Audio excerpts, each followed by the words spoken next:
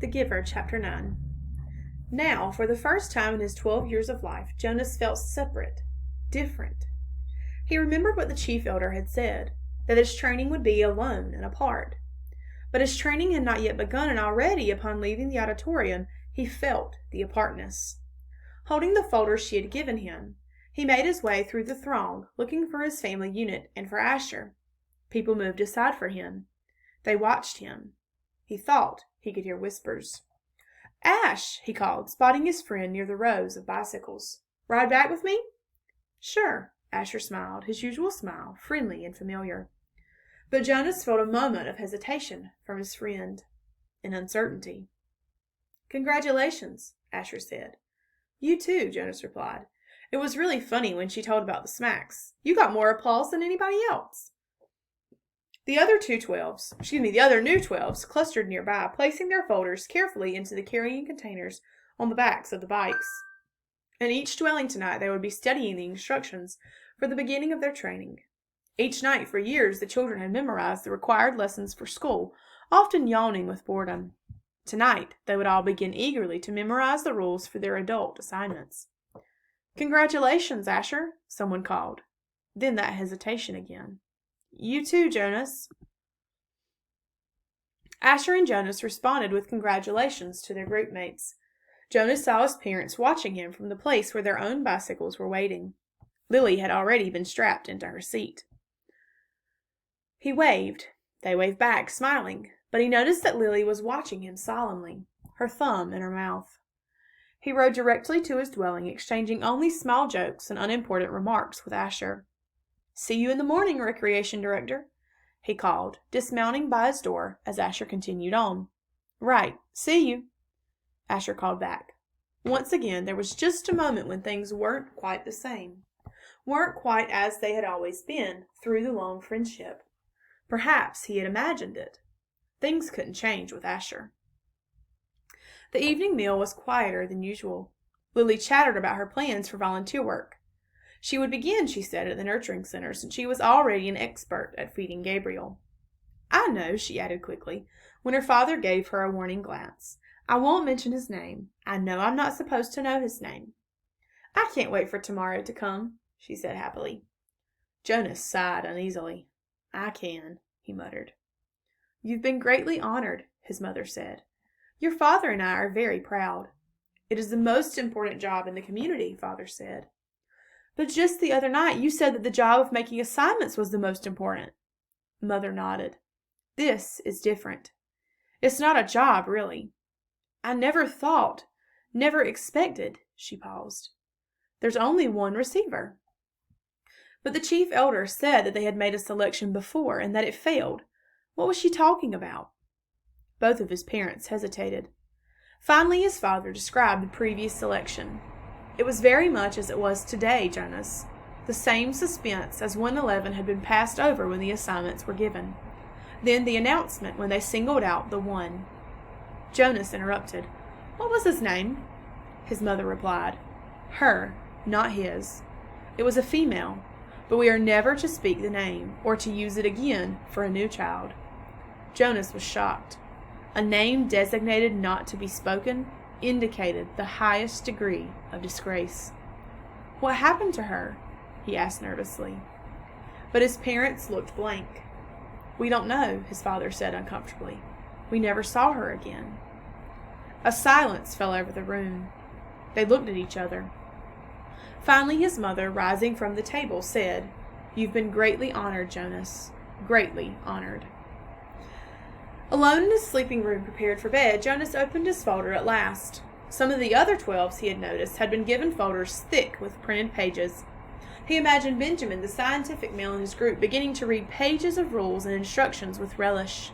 He pictured Fiona smiling her gentle smile as she bent over the lists of duties and methods that she would be required to learn in the days to come. But his own folder was startlingly close to empty. Inside there was only a single printed sheet. He read it twice. "Jonas, receiver of memory. Number 1. Go immediately at the end of school hours each day to the annex entrance behind the House of the Old and present yourself to the attendant. Number 2. Go immediately to your dwelling at the conclusion of training hours each day. Number 3. From this moment, you are exempted from rules governing rudeness. You may ask any question of any citizen and you will receive answers. Number 4.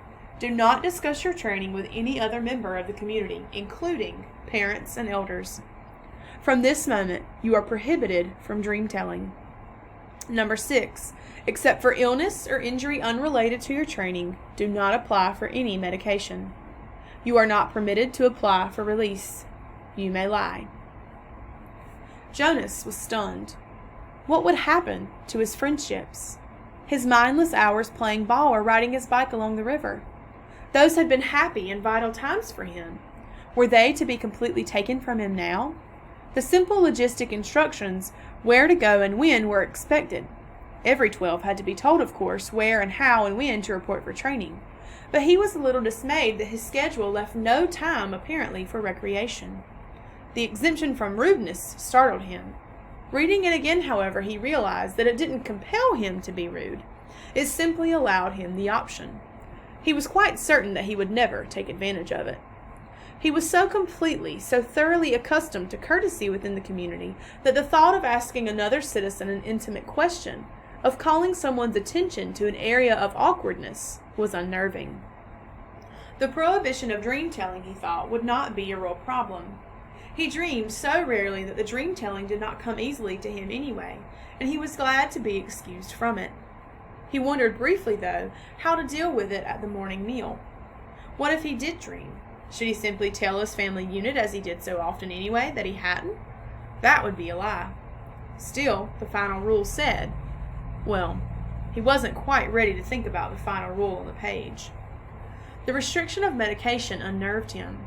Medication was always available to citizens, even to children, through their parents. When he had crushed his finger in the door, he had quickly, gasping into the speaker, notified his mother. She had hastily requisitioned relief of pain medication, which had promptly been delivered to his dwelling. Almost instantly, the excruciating pain in his hand had diminished to the throb, which was now all he could recall of the experience. Rereading rule number 6, he realized that a crushed finger fell into the category of unrelated to training. So if it ever happened again, and he was quite certain it wouldn't, he had been very careful near heavy doors since the accident. He could still receive medication. The pill he took now each morning was also unrelated to training.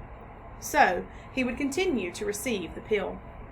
But he remembered uneasily that the chief elder had said about the pain that would come with his training.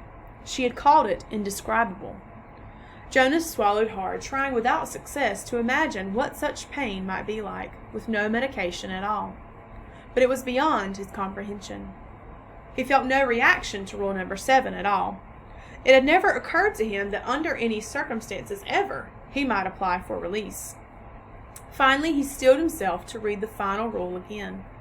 He had been trained since earliest childhood, since his earliest learning of language, never to lie.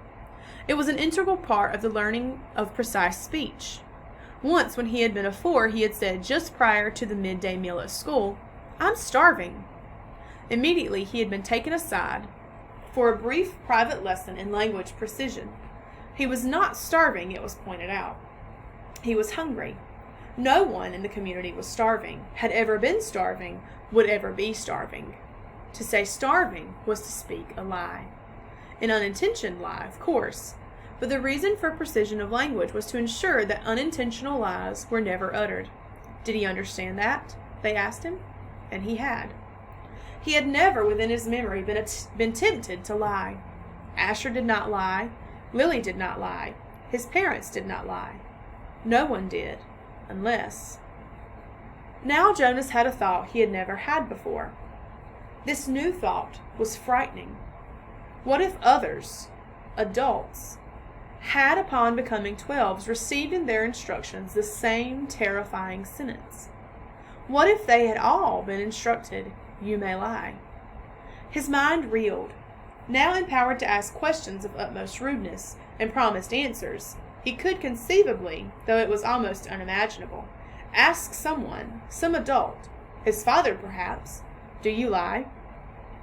but he would have no way of knowing if the answer he received were true.